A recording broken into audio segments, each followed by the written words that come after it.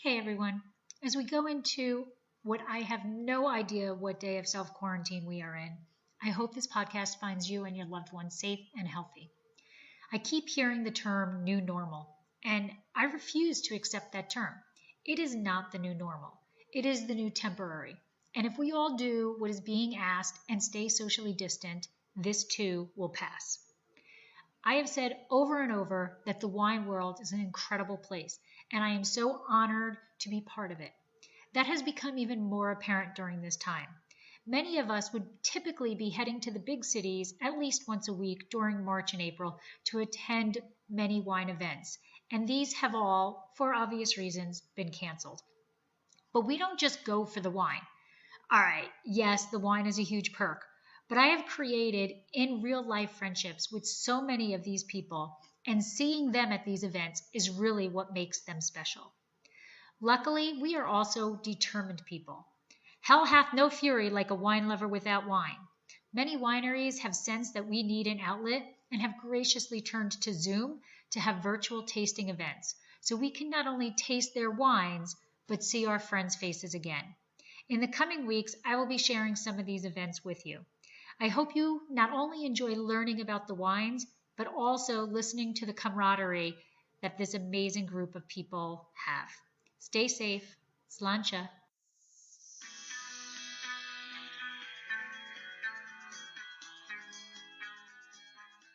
Hello, So who's Lori. unemployed? Hi. Lori, where are you? Which coast are you on? I am on the West Coast. I am in California. So you stayed up there. Okay. Yeah. I don't think I can get back, but I'm not really rushing to get back. Yeah, I was going to say, we met in New York last time. Yes. No? Yeah, so Yes, we did. It's a long way. Yes. It's a long way. So I had hip surgery in February, so I'm recovering out here. But Okay. not heading back anytime soon, it looks like. Yeah, we just need to relax. Hello, Lauren. Hi, how's everybody doing? Good, how are you? Hi, I'm doing okay here from Miami, and wishing I could see you guys all in person, but this is Right. the thing. Next time we have to organize something for everyone to get together so we have a toast in person. Cheers Yeah. to that. Oh, hello, Kathleen. Hello. Welcome. And welcome, Robin. And Jeffrey. Hello. Hello, Martin. Hello, Hey. Trinidad. Good to see you again. Oh, good to see you. This is getting crowded. Nice. Yes, it is. This is beyond the Brady Bunch thing. I can't see everybody. I know, you have to flip. You have to go to the next page. Oh, gosh. I I've did that never too. Hey, everybody. Oh, hello, Anna. Hello, Nicole. I need to extend. Virtual cheers. Welcome, everyone. Likewise. Good to have a glass. Hi, Martin, Jeff. Here. Hey, Wanda. Yep. Hello, Wenda. Hello. Good to see you again. Maria, Trish, Trinidad. Hey.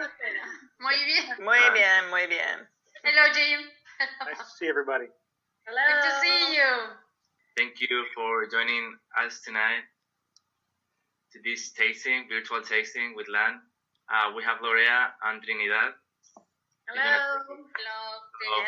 And Hannah. Hannah, but Hannah is Having some problems. You're going to Yeah. take us through the winery and Culmen 2011.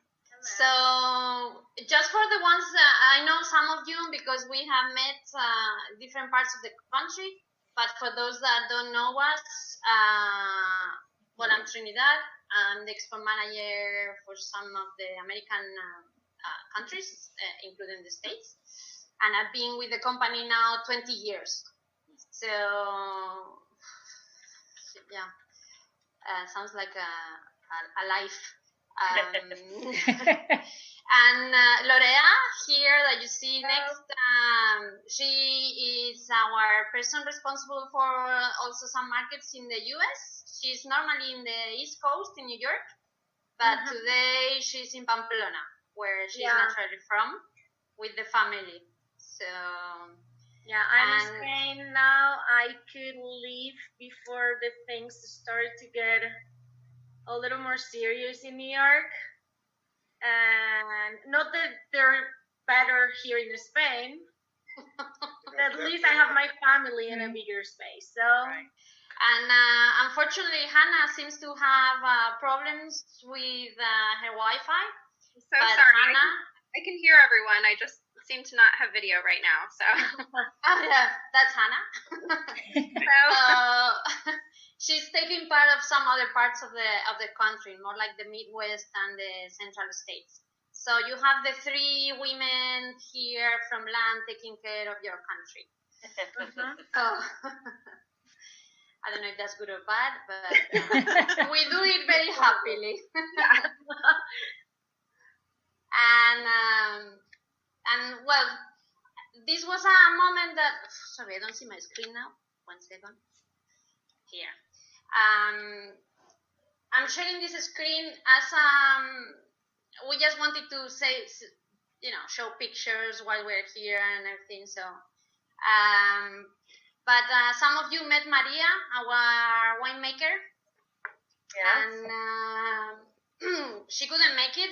Well, it's 11:30 here in Spain at night. She has 2 kids, so she has a difficult time to join us.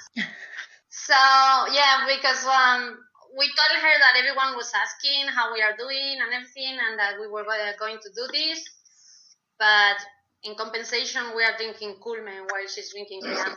What can I say? We're winning here. I approve. Okay.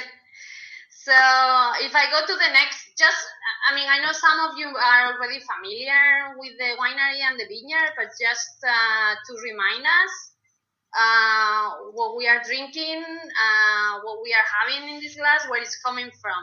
I think Lorea can explain us better about the vineyard. This is the Viña Lanciano. This is the estate that we have owned from the beginning, from the 70s when we started with Bodegas LAN.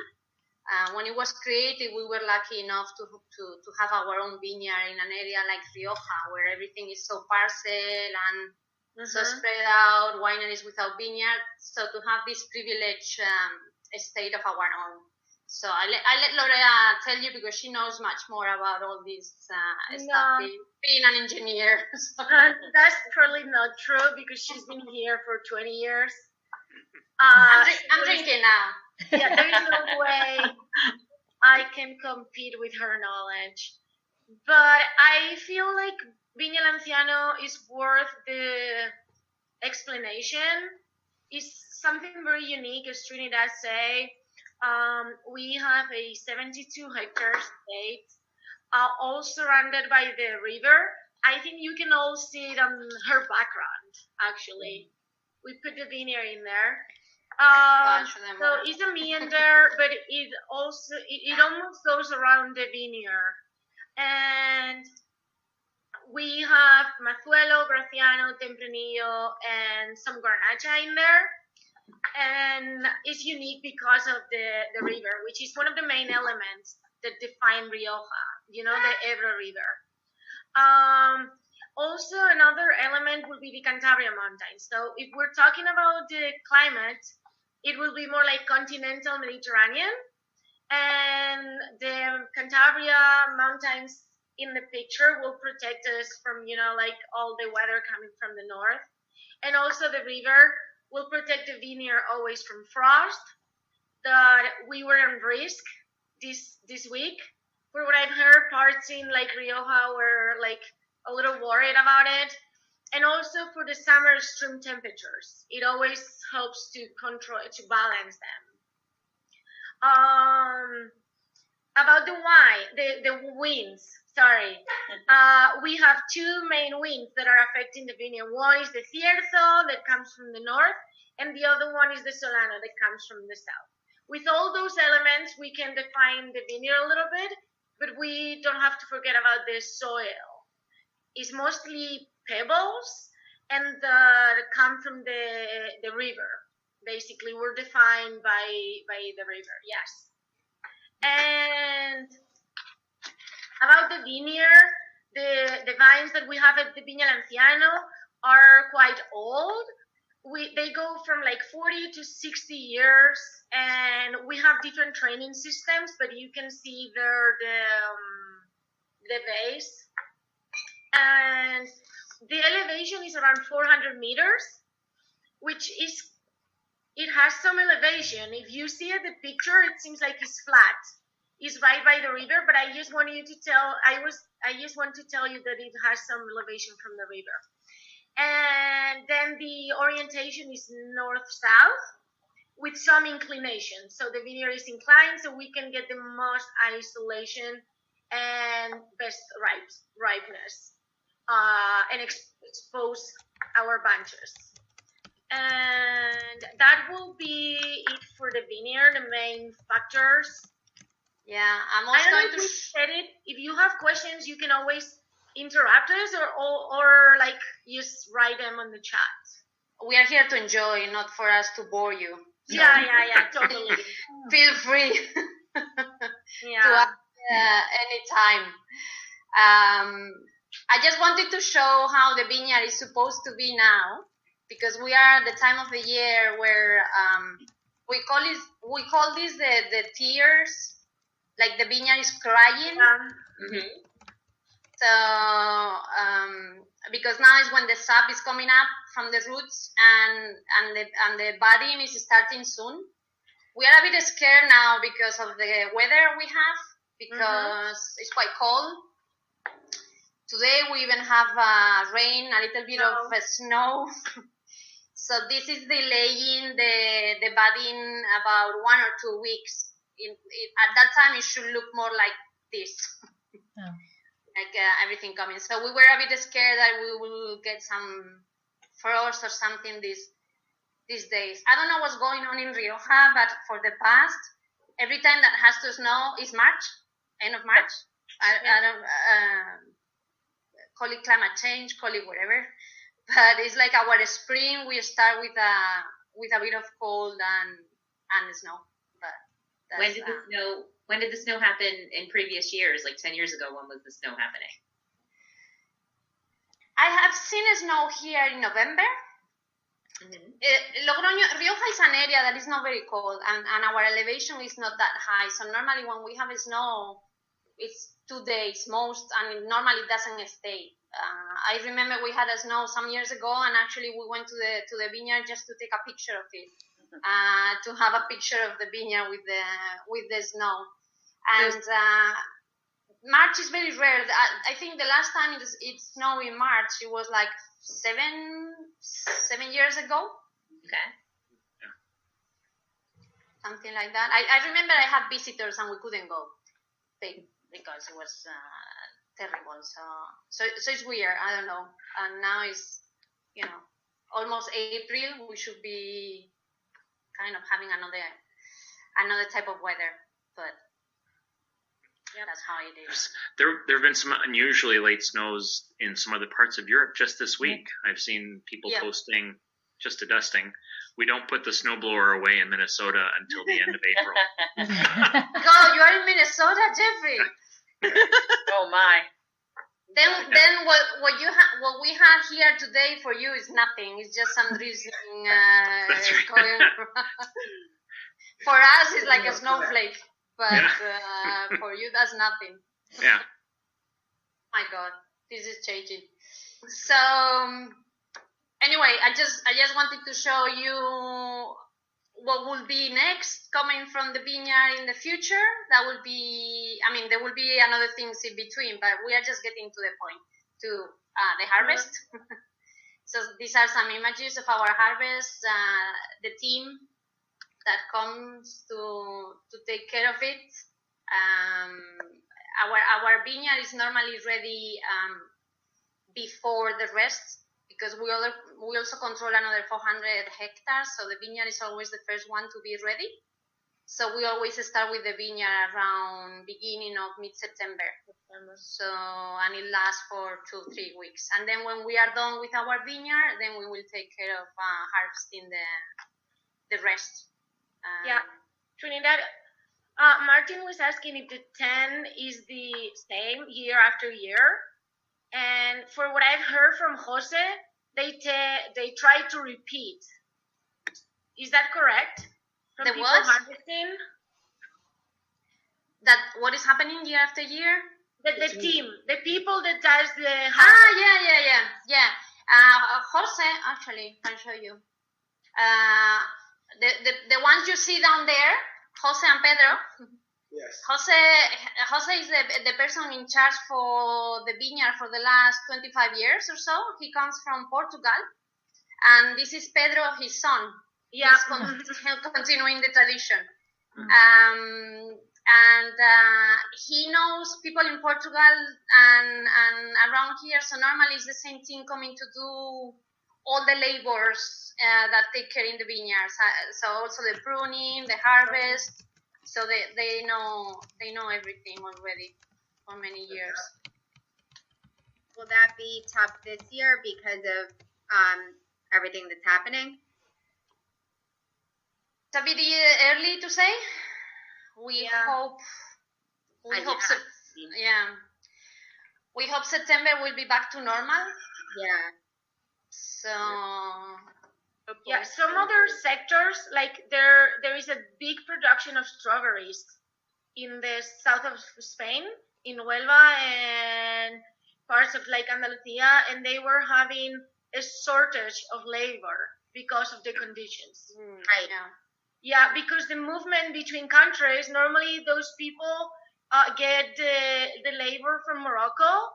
They're very skilled, and they come like harvest after harvest, or like seasonal workers. And they were having issues during the season to get labor. So we just hope that by September things will be a little more back to normal. And now, what about right now, as far as how the winery is working? Is everything pretty much business as usual within? I mean, obviously not business as usual, but you still have the same team in place right now for who you normally have? Yeah. Everyone that can work from home is working from home. Okay. Production and warehouse were going for the last 2 weeks. This week and next week, because we have reduced our every day. Production is kind of on standby, so they go when it's needed. And the warehouse is opening a couple of days a week. Okay. So we are still working. We are still functioning. We are even more organized, because now we know every day, and we plan very much what needs to be done, so we minimize the days that we or the team needs to go to the winery. Nice. And the vines don't care, right? Vines don't care. They keep moving. Yeah. We are still. The team, Jose and Pedro now are still taking care of the vineyard as much as they can. Always under the health suggestions, taking care of that. But as you say, the nature is going by its natural cycle, so we need to follow that. I wonder how are conditions in Rioja region compared to other regions of Spain? You mean with the crisis? With the crisis, yeah. A little less, a little worse, about the same? We were one of the first areas to get infected. Yeah, it was Madrid, Basque Country, and Rioja. Okay. Because there was a focus somewhere. But they also say we are one of the areas where the health system is working best. Okay. We are more organized. I think Navarra is the same. Now, Lorea, you have less people. I think it has also to do with the density that we have here. These are communities that are very low populated, that have low populations. Yes. So the main focuses in Spain will be Madrid and Barcelona, and Madrid and Catalonia as a community, like a states, leading the numbers. We are grateful that our health system is like good, and there were not many. So sometimes like rural areas or more rural communities have some issues that are, like they're facing challenges in daily life, but in this situation, I think we had to benefit from that too. Yeah. Is it tough for them to get the pickers they want on the perfect day for the grapes? Well, one of the most important things, and Maria always says is crucial, is to determine the right time for the harvest to avoid all these vintage kind of effect. So we know more or less when every vineyard is going to be ready, because we follow the whole summer, the whole cycle, and we talk to the pickers already in advance to be ready to come here on time, and we tell them when to harvest every parcel, every area, because not the whole vineyard is ready at the same time. Every variety has a different cycle, so we start depending on how it's needed. So everything is programmed before, and everything is determined before. What's the average age of the vines here? The average is in most of the vineyard is about 35, 40 years, but then we have the oldest part, the Pago El Rincón, where the Culmen is coming from, where we find 40 to 60-year-old vines. Very low yields. The average in the vineyard is about 4,000 kilos per hectare, when the appellation allows 6,000. In the vineyard, we have around 4,000. In the Pago El Rincón, it's about 3,500, and depending on the year, like the 2011, because of the drought and the conditions, it was even lower than 2,500 kilos. Yeah. We also have a question, like how is the fruit picked for the Culmen? And like everything in Viña El Anciano is hand harvest. I don't know if we've said that before, but we do a double selection first at the vineyard while the hand harvest, and then we select grain by grain at the winery right after reception. So, and they say, I know D12 is 10-12. Is there something like that for this wine? I will say the origin of the grapes, right, Trinidad? Maybe like the parcels or the older vineyards. Sometimes. This wine, Culmen, it comes from Latin culmination. So what we want to show is the culmination from our oldest vineyard or our oldest parcel in excellent years. So we only produce it when it's in excellent years, always as a reserva. So most of our wine, how we work with our wines is that everyone is different because it's the origin of the grapes. And therefore, depending on the origin and how we see the wine, then the aging process is tailor-made for each of them. So the crianza, the reserva, the Culmen, everyone's having a different aging because different type of oaks are deciding. Welcome, Brad. Hi. Hello. No problem. Maybe you know that we use a lot of different type of oaks. Actually, Maria has spent all her career studying the influence of the oak in the wine. So we work with French oak. And the latest novelty is Spanish oak. We just launched that is Spanish oak, the aging. I do have an oak question for you. I just tasting the wine today and reading the notes. The notes read 100% French oak. I swore that there was dill, that I could smell dill in the aromas. Beautifully done, but I usually associate that with American oak. So I'm just curious if you have comments or specifically on the aging for the Culmen. Yeah, actually the Culmen. First with this wine, there are three wines depending. we do the malolactic fermentation in new French cask. And after the malolactic, it's aged in the same cask for another 26 months. And then after that, we keep it for about 20 months in the bottle. I find this wine, I open it half an hour before we started. And what I find is always like a live wine, because it's always showing something different in your glass. Like you start and then in 10 minutes it's something different, and then in another 10 minutes it's open and it's a bit more different. So you get all that black fruit, but then you get all that, also the resinos, the licorice, even some of the smokiness. For us it's very important. I mean, it has been 26 months in the cask, but for us it's very important that balance between the fruit and the oak. So that's why all this research and all these innovations always to match that balance between the two of them.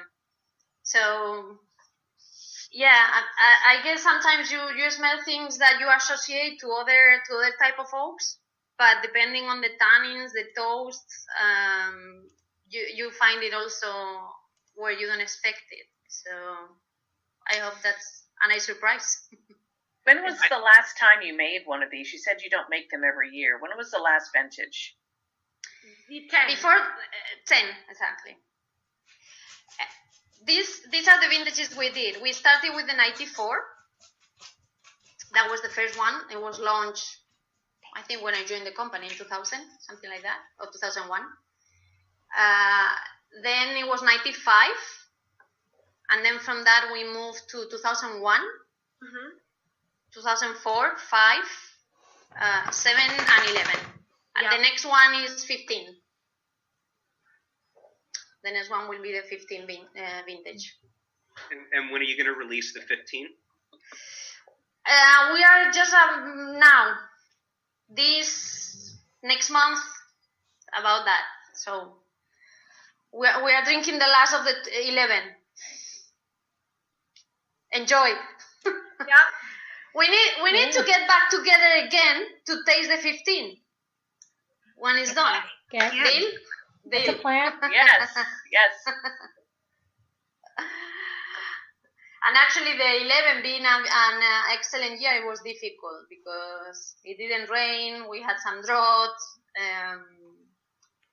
The acidity went down. Then it was recovered. Then the production was lower, but we had a good health state of the grapes, and very concentrated because of the stress. Very small, how do you call it, grain, very small fruit. So we had all that concentration also there. So have you tried? I mean, some of them have. I know they have tried with me and Maria or Enrique, but had you tried the wine before, or is this the first time? This is the first time I'm having the Culmen. Yeah, we had the limitada in with lunch that time. Yeah. I guess we don't show it that much around. It's just a small. I mean, the Pago El Rincón is just 15 hectares, so we produce what we produce from there, and the limitada. So it's a small production. Go ahead, Laura. Sorry, a little interruption. Someone was asking about the wine festival, the Ara Wine Festival, which I don't have any certainty about it, and especially because we are in a different part of Rioja, so we're not part of it, and we don't have like a official confirmation. But for what I found out, it is there is not any official statement. But I think that it's probably going to be canceled this year or postponed, like many things are. It's at the end of June, which seems like a little risky to have so many people together. I'm just talking for my experience. I'm from Pamplona, and they are talking already about postponing the big party of San Fermin. So, yeah, I think that festival is probably going to be postponed. Yeah. We are having a great agenda for the second part of the year. Starting from September on, we are going to have Easter festival, San Fermin, bulls, everything at the same time. I don't know. Well, I think in September we should do the Outer Wine Festival again. I had a blast, so I think we should just postpone it. We should all come. Okay. I agree. We should all celebrate. Definitely, once we are done through this, we should celebrate any way we can. My 40th birthday is in a month, so I'm totally down for Rioja in place of that. So you don't look a day over 47. Is that the wine talking? Possibly. Kind of like my birthday is also supposed to be a 40th this year. We had all kinds of big plans to Europe, maybe to Spain. I'm happy to make a trip when this is all over. Yeah. But we'll all be happy. Everything. You get to postpone your birthday too. You're still 39. Hi, James. Hello. Hello, James. Hello. Hello, James. Welcome. Hola, ¿cómo estás? Bien. Enjoying a glass of wine. My neighbors must think I'm crazy. Drinking wine at 12 almost. That should be normal for you or them. So I actually had a question here about the wine, about the 2011 in particular. And actually, by the way, nobody anymore is allowed to judge when you're drinking wine. Our happy hour has started at like 6:30 in the morning most days. Okay. There you go. Yeah, you're either very late or very early. So, you said 2011 was kind of an outlier in terms of the conditions over the course of that growing season. This is the first time that I'm having this wine, that I'm having the Culmen. So is the 2011 indicative of the style that you normally achieve with this or go for with this, or is this because of the smaller berries and the issues you have with the acidity, is this different than if I had, when we all come to Spain next month and we have the new one? Yeah. How is this different or the same? Well, one of the things that we also try with our wines year after year, vintage after vintage, and that's why it's so important to find the harvest time, not to have that vintage effect, is the consistency also in the style of the wines. So the idea is that you always have, it might vary a little bit because at the end it's a different year or a different condition. But what we try with that concentration on the harvest, the timing, is to find a wine that people can identify from vintage to vintage. Because we found that sometimes people are used to a wine and then it's here and then it comes down, so it doesn't give the people that comfortable feeling of I know what I'm going to have. It has some little hints of what the vintage might have been a bit different, but for that Maria works with the blendings, the timings, the timing the oak, the aging, the type of oak. So that around it is combined. I used trying to look for wines that are consistent year after year. Thank you. It's delicious. No, thank you. I'm glad you enjoy. Trinidad, I was going to ask you a question, Trinidad, regarding the classification as a reserva. Could this be a gran reserva? No. A wine. A wine is what it is because what it says on the back label, reserva. If I keep it longer, if we wanted to, because of the time, the aging, because it has been 26 months in the oak and 20, you think it is. But to be a Gran Reserva, actually, we select something else. We decided this wine always to be a Reserva. So regardless of if we do the months, because maybe a vintage might be the months for a Gran Reserva, but some other vintages might not. Okay. So we are not going to play with different vintages. It's always a reserva. Okay. Like the LAN edición limitada sometimes could be a crianza, but it's never classified as crianza. We always keep it as a young wine or whatever. So we play with the months. Okay. We don't need to follow the minimum then. All right. Okay, I see you very quiet. Oh, sorry. No, so go ahead, Lorea.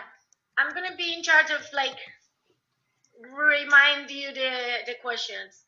Someone was asking about the price for 2015, and I'm gonna go I'm gonna follow Trinidad in the consistency. The same that we're very consistent in the quality, we tend to be consistent in the prices. So it might be a little rise because, of the taxes sometimes, or because of, the costs go up. But it is not going to be like other markets where vintage has a lot of effect on the pricing. I hope that helped. And now, a word from our sponsor. Dracaena Wines hopes that you and your loved ones are safe and healthy. As we navigate our way through these murky waters, we know that wine can help keep us on track. Without the ability to pour our wines for you, we realize that you may be hesitant to purchase. We understand that delivery charges are a big hindrance in choosing what wines you consume. To help with that concern, we are currently offering $5 shipping on any $130 purchase. In addition, our 6-pack offer is still available. Receive 2 bottles of our 92 rated 2017 Classic Cabernet Franc, 2 bottles of our Best of Show 2016 Reserve Cabernet Franc, and 2 bottles of our double gold winning 2017 Reserve Cabernet Franc, delivered to your door for only $220. That is over a $50 savings. Now is the time to give us a try or to replenish your collection. Our wines plus your moments equals great memories, and we all can use some great memories right about now.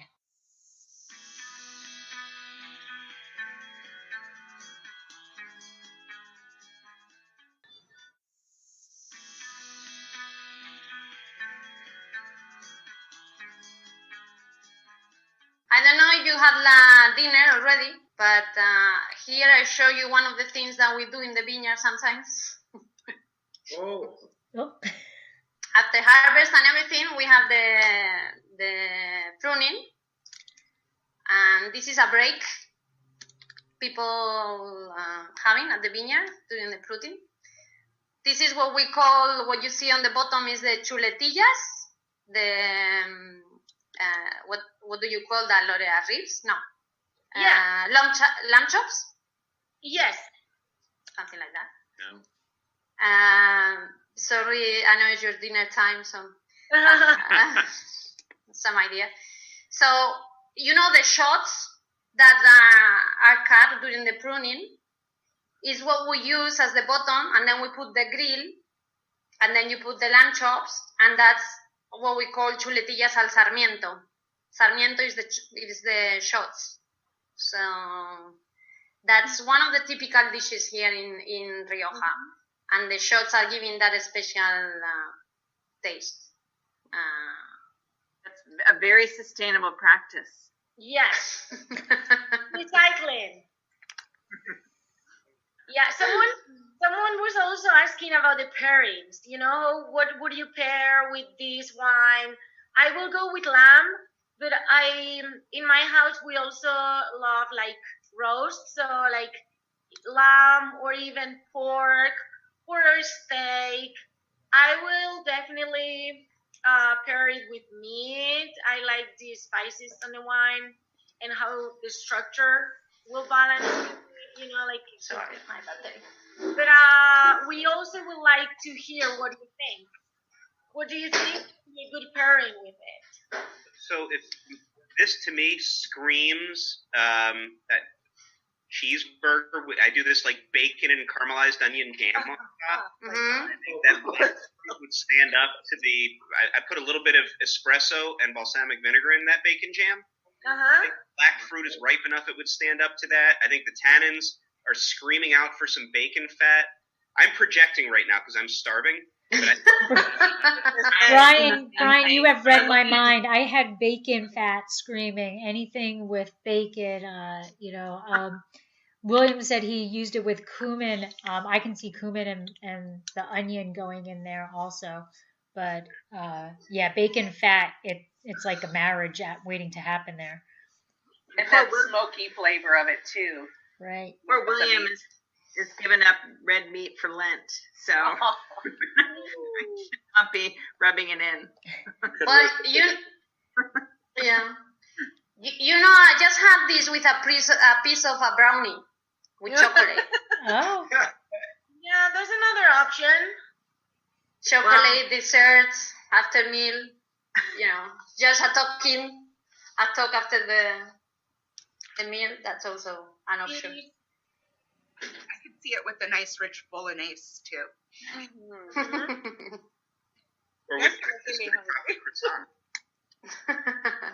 There's nothing that would keep you from doing this with that flatbread. Try a lentil bolognese. It will go very well with bolognese. We also got another question about promotions. If we are aware of things that can happen because of this crisis, or that people should be aware of. I particularly don't know anything, but maybe Trinidad can add something to this. I mean, so far we are working normally. Yeah. So distributors are doing their best, importers are doing their best. I guess it's a bit early to say if this is going to tend to another way of behaving on the buying side or anything. But at this moment, we are keeping our normal way. This is a quite challenging year after the tariffs, right? The virus. I don't know what else. I don't know, but everybody will just make us stronger. Sorry? Everybody who complained about 2019 is probably biting their tongue now. I don't know. It's challenging. It's going to be challenging. Has I guess LAN seen an increase perhaps in orders? Because at least in the U.S., I know there's a lot of wine purchasing occurring right now. Yeah. I think everyone is trying to be cautious, looking at their stocks, seeing what they need, and trying to get prepared. Everyone is different. We don't work with just one importer. We work with 10. Yeah. So each of them are following their own needs. But we see, they tell us that in some areas, especially, they are seeing an increase on sales. Okay. Thank you. Supermarkets. Sure. Like same as the toilet paper, I guess. It should be your second thing in the tray. Yeah. Before you stocking them. I have a question for you. There were some regulation changes in Rioja this year, moving towards allowing single vineyard labeling. Yeah. Culmen if I read it right, it actually is a single vineyard wine. It is. Does LAN have an opinion on those changes? And are you gonna just curious your thoughts on that? And will we see any differences going forward? No, I mean, we think it's a very good thing. It's very positive because at the end of the day, what they are doing is putting into value the origin of the small plots, and that actually is what we have been doing in our vineyard for all this time. We have been taking care of small plots. We have like 22 parcels in the vineyard, and everyone has been always taken care of differently. So it's putting the value to the origin and the size. Having said this, we haven't started any movement about getting the certification or anything like that. We are kind of waiting and see what the reaction is in the market to these new things, and we are just keeping our classifications as they are at this moment. Sure. And you have an established name and established position for this particular wine. I was just curious with the regulation changes, what the thoughts were at LAN. Yeah, we are positive. I mean, we think it's positive. It's good because of that, because of the value, and we are happy because that's what we have always been doing. But at this moment, we are not planning on applying on that. We'll see how it goes. I'm always curious if I can jump in. When it comes to a wine like this, how much of a library do you keep back? We don't keep that much. Actually, I mean, Maria, the winemaker, she keeps some bottles for herself for tastings over the years. She's smart, I'm telling you. But we don't have like a library in the winery that people can come and buy all the vintages. Thank you. No, thank you. Trinidad, I have a question regarding the composition. Is it always obviously a dominant Tempranillo wine with some Graciano? So is Graciano the secondary partner always, or is it use Matuelo or Garnacha as well? In the last vintages, actually, we have seen it blended with with Graciano only. In this one is 12% Graciano. I have to say Graciano is Maria's favorite red variety. She likes being a long cycle, the complexity that it gives, the structure, the color, and the acidity. So she finds that also how it has been used traditionally, blending with the Tempranillo, it gives a lot of more expression and value to the wine. So normally in the last years it has been blended with Graciano. Some previous vintages has had also some Masuelo, but in the last couple of vintages I remember only Graciano, to be honest. I mean, I'm talking memory, but I remember the last two with Graciano only. Is this a low production? How much of this is made? 8,000, 10,000 bottles. We still have a few hundred to drink. Yeah. Do you do any large format bottlings? Do you do this in Magnum? Yeah, actually, we have Magnum, but you don't see it in the States. That's sad. Yeah. You all need to come here to our new social area. Yeah, the wine bar. Exactly. Okay, so you've now said that twice. I think we're all like Beetlejuice. If you say it a third time, it just happens. Sorry. I will say it's wine drinking or not. When we're allowed to, we will all come. And great. And speaking from personal experience, Trinidad is a very, very good tapas crawl. Yeah, I agree. Logroño has one of the best tapas crawls in Spain, and Trinidad knows where to go. Logroño is heaven, quite frankly. Yeah, actually, it's a nice place to live when we can go out. Well, we are all coming to see you, Trinidad, I promise. Okay, we'll do that. There are no secrets in Logroño for me now. No. Yes, they are. It's weird because we are such here, especially, I mean, being in the north, that people think being cold and we are always inside. We like to be in the street a lot. And Lorea, for us, the house is for sleeping. So you always see people outside when they leave the office, just before going home for dinner. They will have a drink just before going home. And now it's weird to see empty streets. So yeah, being such a social area is weird to see that. Yeah, the paseo It's interesting. is one of my favorite traditions in Spain. Yeah. It's interesting to hear, at least in Minnesota, over in a suburb, we're such an automobile society that now with the shelter-in-place restrictions, we see our neighbors from a safe distance. People are out walking. People are out riding bicycles. It's really interesting that the cars have gone down quite a bit, and people are out. Yeah. Again, being safe and everything, but it's just kind of interesting to hear the contrast.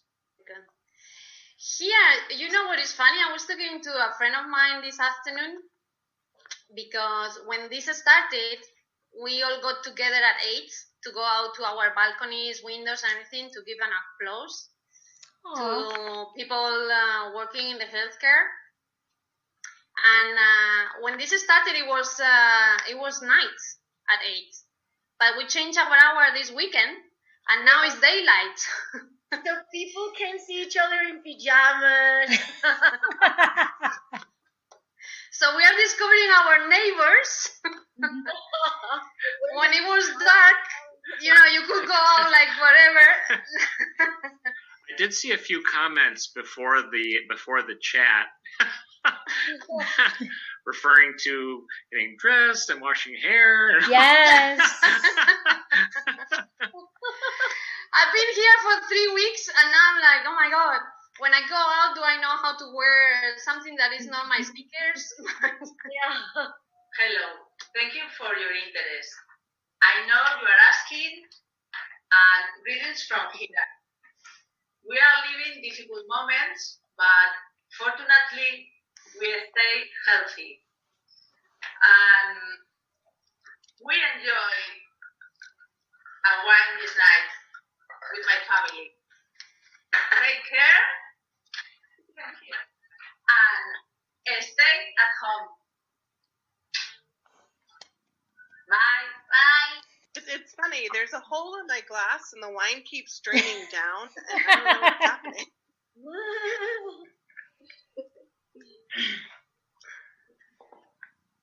Gonna need another bottle. I was going to say, Mike is going to be very upset that he's working late tonight, because... So after this video, I don't know if any of you have questions. So feel free to, keep asking us whatever you want. I don't have questions. I just have to say the wine is beautiful. And I agree with Trinidad that it has completely evolved. I poured it at 1:30, and it completely have evolved since then. Yeah, no, I agree. It's really opened up so nicely, and it's very soft and elegantly structured. And there's just some special essence there. I love it. Thea, do you have enough alcohol? Well, Martin, the funny thing is, as we look at somebody else's wine cellar, the funny thing is that is all just my regular bar and my samples. My actual wine cellar is in the guest room, aka the wine suite, and that's only half of my cellar. The other half is off-site, which I can't get to right now because they're closed. So I'm having to suffer with my 400 bottles in my house. Oh my god, poor Thea. You could be confined for a year. There are and then I have a bottle every day. I think Thea may opt for more than one bottle a day. Only occasionally, up until I was laid off from this lovely virus, it was a bottle every 2 days. But it's a different ball game now. So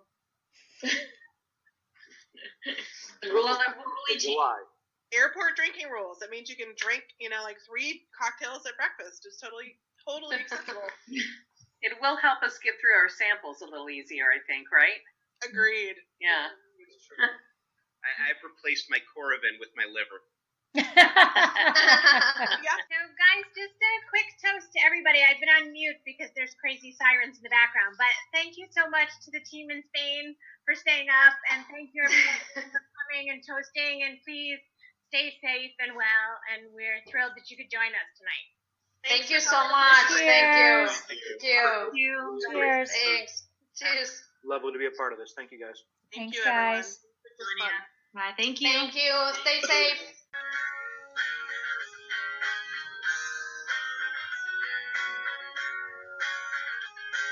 This has been another episode of Exploring the Wine Glass. Thanks for listening.